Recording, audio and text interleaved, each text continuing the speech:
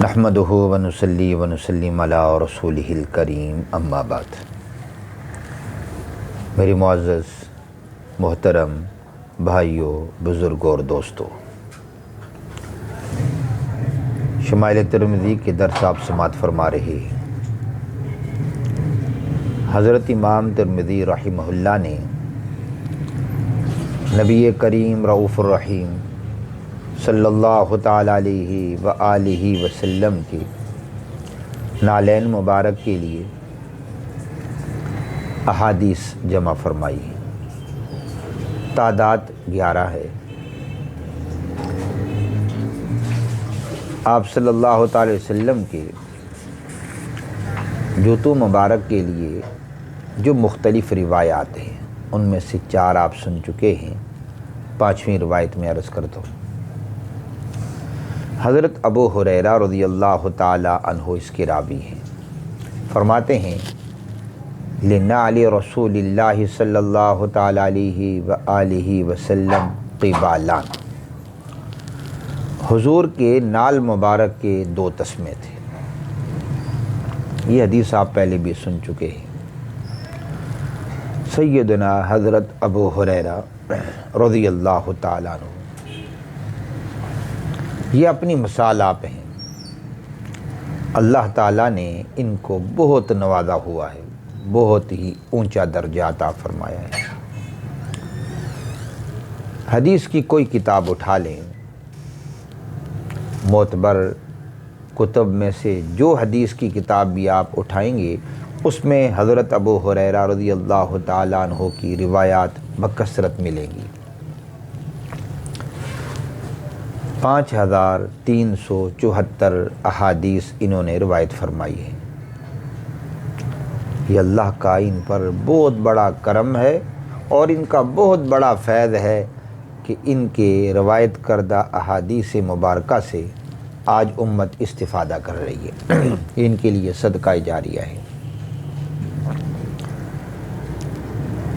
حضور صلی اللہ علیہ وسلم کے نالے پاک کے بارے میں پہلے بھی عرض کیا ہے کہ اس کی جو لمبائی تھی 1 بالشت اور 2 انگل تھی، 2 انگلیاں تھیں، اور ایڑی کی طرف سے، ایڑی مبارک کی طرف سے 7 انگلی تھی اس کی پیمائش، درمیان سے 5 انگلی کے برابر تھی، اور پنجے مبارک کی طرف سے 7 یا 6 انگلی کے برابر تھی۔ 2 فیتے تھے، ایک انگوٹھے مبارک اور ساتھ والی انگلی کے لیے، اور دوسرا درمیان والی انگلی اور اس کے ساتھ والی انگلی کے لیے۔ تسمے مبارک تھے اور اوپر سے 2 تسمے تھے۔ یہ حضور صلی اللہ علیہ وسلم کا نالی پاک ہے۔ اس پر جو میں آپ حضرات کے سامنے درس دیتا ہوں، آفتاب نبوت کی کرنیں، یہ مبارک کتاب میرے پاس ہے۔ اس کے مصنف محمد حسین صدیقی دامت فیوضہم نے ایک بات ذکر کی ہے، وہ میں آپ حضرات کو پڑھ کر سنا دیتا ہوں، وہ فائدے سے خالی نہیں ہے۔ فرماتے ہیں مروجہ نقش نال مبارک، جو نال مبارک کی تفصیل احادیث میں آتی ہے، اس مروجہ نقش نال مبارک پر وہ منطبق نہیں ہوتی۔ نال مبارک کا اوپر کا حصہ بالکل نوکدار محرابی شکل کا بنا ہوا ہوتا ہے۔ مروجہ نقشے میں جو ہمارے بازار میں عام طور پر ملتا ہے اس کا بتا رہے ہیں کہ نال مبارک کا اوپر کا حصہ بالکل نوکدار محرابی شکل کا بنا ہوا ہوتا ہے۔ حالانکہ آپ صلی اللہ تعالیٰ علیہ وآلہ وسلم کے نال مبارک کا اگلا حصہ مثل زبان کے بتایا گیا ہے، محراب کی طرح نہیں، زبان کی طرح بتایا گیا۔ زبان کی کیفیت گول لمبائی لیے ہوئے ہے، نہ کہ نوکدار محرابی شکل۔ ایک بات یہ ذکر فرمائی حضرت نے۔ دوسری فرماتے ہیں اسی طرح مروجہ نقش میں دونوں تسموں کے اور وسط قدم میں جہاں ملے ہیں وہاں ایک مدور گول پھول بنا ہوا ہے، اس کا ثبوت بھی احادیث میں نہیں ملتا۔ یہ بات مفتی اعظم ہند، مفتی کفایت اللہ رحمہ اللہ اور مفتی عبد الرحیم لاجپوری رحمہ اللہ کی تحقیق ہے کہ مروجہ نقشہ محل نظر ہے۔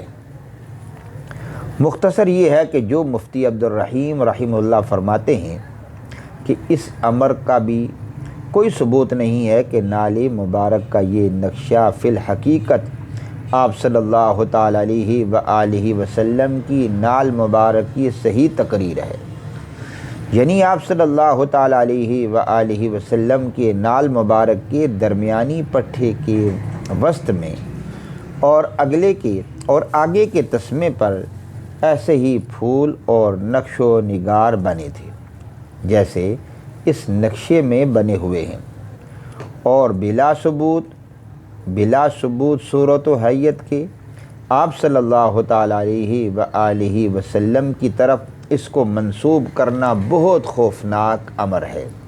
اندیشہ ہے کہ من کذب علی متعمدن کے مفہوم کے حکم میں داخل نہ ہو جائے، کیونکہ اس حیت کے ساتھ اس کو مثال نال مصطفیٰ صلی اللہ تعالیٰ علیہ وآلہ وسلم قرار دینے والا یہ دعویٰ کرتا ہے کہ آپ صلی اللہ تعالیٰ علیہ وآلہ وسلم نے ایسے نال مبارک استعمال کی تھی جس کے پٹھوں اور اگلے تسموں پر اس قسم کے پھول بنے ہوئے تھے اور اس طرح نقش و نگار بھی تھے۔